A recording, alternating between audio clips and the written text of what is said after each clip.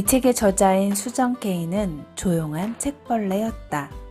하버드 법대를 우등생으로 졸업했고 기업과 대학에서 협상기법을 가르치는 변호사였다. 하지만 내성적인 성격의 그녀는 왜 세상은 외향적인 사람을 선호하고 내향적인 사람은 자기 모습을 그대로 받아들이지 않고 원래의 성격을 감추려 하는 걸까 궁금했다. 수년간의 연구와 많은 사람과의 인터뷰 끝에 그녀는 내향성이 얼마나 위대한 기질인지 스스로 증명해 보기로 했다.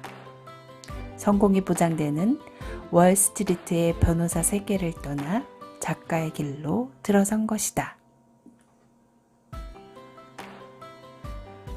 그녀는 이 책에서 가져갈 수 있는 오직 한 가지 통찰이 있다면 자기 모습을 그대로 받아들여도 된다는 느낌이라고 말했다.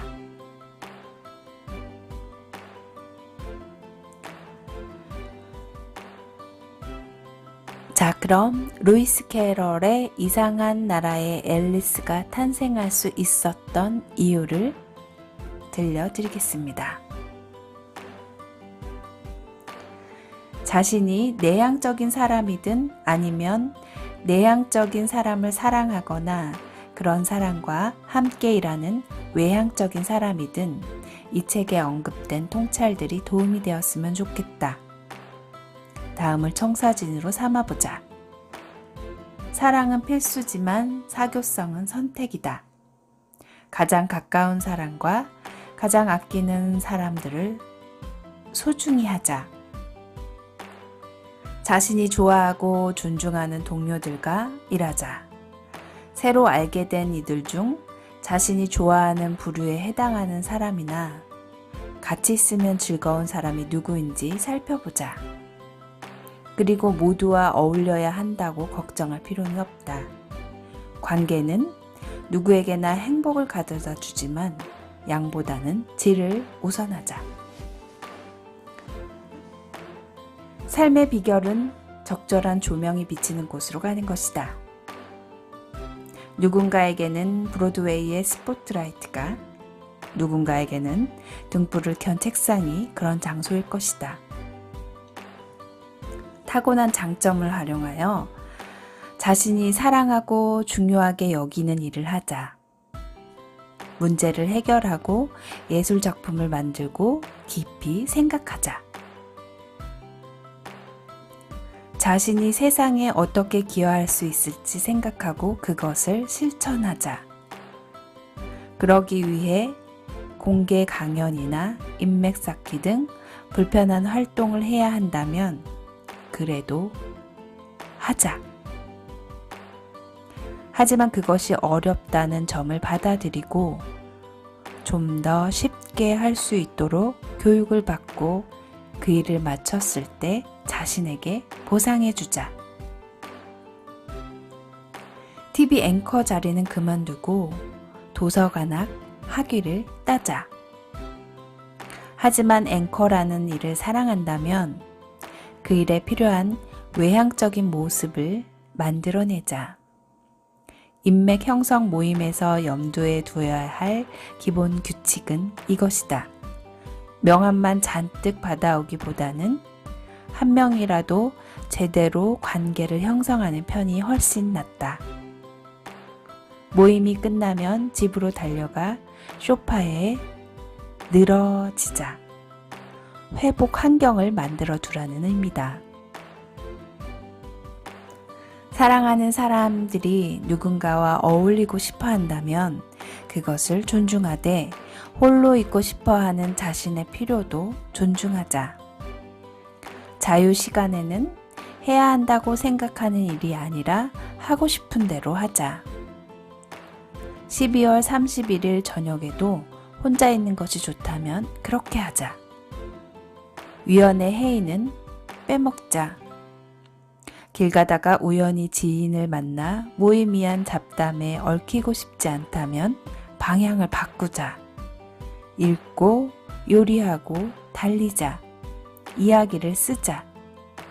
일정 횟수만큼 사교 모임에 나가는 대신 모임을 거절할 때 죄책감을 느끼지 않기로 자신과 거래를 하자.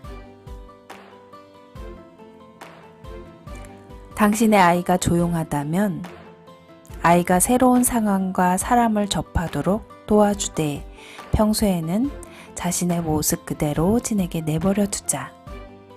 아이의 독창성을 기뻐하자. 건전한 양심과 우정의 깊이를 자랑스러워하자. 아이가 군중을 따르리라 기대하지 말자. 대신 아이가 관심사를 추구하도록 격려하자. 드럼을 치든 소프트볼을 하든 종이에 글을 쓰든 아이가 관심사에서 결실을 얻으면 색종이를 뿌리며 축하해주자. 당신이 교사라면 사교적이고 활발히 참여하는 학생들의 존재를 만끽하자. 하지만 수줍음 많은 아이들, 부드러운 아이들, 자율적인 아이들, 화학실험 용품이나 앵무새 분류학이나 19세기 예술 등의 외골로 파고드는 아이들도 잊지 말자. 이 아이들은 내일의 예술가요, 엔지니어이며 사상가다. 당신이 기업의 관리자라면 직원의 3분의 1에서 절반은 겉으로 어떻게 보이든 내향적이라는 점을 기억하자. 조직의 사무 공간을 어떻게 배치할지 다시 생각하자. 내향적인 사람들이 열린 사무 공간을 환영하거나 더 나아가 점심시간, 생일 축하 파티나 팀 빌딩 연수에 흥분하리라 기대하지 말자. 내향적인 사람들의 장점을 최대한 활용하자. 이들은 깊이 생각하고 전략을 세우고 복잡한 문제를 해결하고 위험을 감지하는 데 도움이 될 것이다. 또 새로운 집단 사고의 위험을 명심하자. 당신이 원하는 것이 창의성이라면 직원들에게 먼저 혼자서 문제를 풀어보게 한 뒤에 생각을 공유하게 하자. 군중의 지혜를 원한다면 이메일 등을 활용하거나 글로 쓰게 하되 모두 참여할 기회를 얻기 전까지는 다른 사람들의 아이디어를 보지 못하게 하자. 직접 대면하는 교류는 신뢰를 쌓을 수 있기 때문에 중요하지만 집단이 되면 창의적인 사고에 장애물이 생기는 것을 피할 수 없다. 사람들이 1대1이나 소규모의 편안한 그룹으로 모이도록 안배하자. 강한 주장이나 달변을 좋은 아이디어로 착각하지 말자. 능동적인 직원들이 있다면 외향적이거나 카리스마 넘치는 관리자보다는 내향적인 관리자와 함께 일할 때 더 좋은 성과를 낼 것이다. 당신이 어떤 사람이든 겉모습이 실제가 아니라는 점을 염두에 두자. 어떤 사람들은 외향적인 듯 행동하지만 그러기 위해 에너지와 진정성과 심지어 신체적 건강까지도 희생해야 할 수 있다. 어떤 사람은 냉담하거나 독립적으로 보이지만 내면 세계는 풍요롭고 온갖 드라마로 가득할 수도 있다. 그러므로 다음에 평온한 얼굴에 부드러운 목소리로 말하는 사람을 만난다면 그 사람이 마음속으로 방정식의 해답을 풀거나 소네트를 짓거나 모자를 디자인하고 있을지도 모른다는 점을 떠올리자. 즉, 그 사람은 조용하게 능력을 발휘하고 있는 것이다. 신화와 동화를 접하면서 우리는 이 세상에 다양한 힘들이 존재한다는 것을 알게 된다. 어떤 아이는 제다이의 라이트세이버를 받고 어떤 아이는 마법사에게 교육을 받는다. 비결은 온갖 힘을 다 수집하려 하지 말고 자신이 받는 힘을 잘 활용하는 것이다. 내향적인 사람들은 풍요로 가득한 내면의 정원으로 들어가는 열쇠를 받았다. 그런 열쇠가 있다는 것은 앨리스처럼 토끼굴로 굴러 떨어진다는 뜻이다.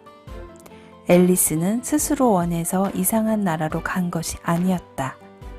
하지만 그것을 새롭고 환상적인 자기만의 모험으로 만들었다.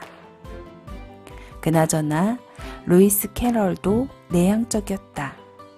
그가 없었더라면 이상한 나라의 앨리스도 없었을 것이다.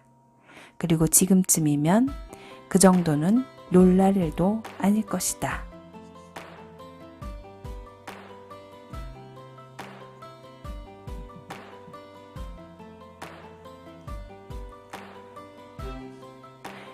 이상 수정 케인의 콰이어트였습니다.